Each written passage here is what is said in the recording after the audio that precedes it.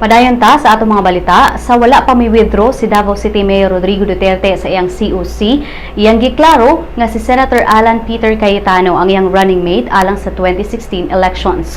Mao kini ang pamahayag ni Duterte human miingon si Senator Bongbong Marcos nga posibleng mahimo siyang running mate ni Duterte. Matod ni Duterte sa usa ka interview nga si Cayetano ang iyang katandem ubos sa usa ka ticket. Dugang pa ni Duterte nga wala siya nakig-istorya ni Marcos tungod kay nagtuo siya nga tandem na sila ni Senator Miriam Santiago.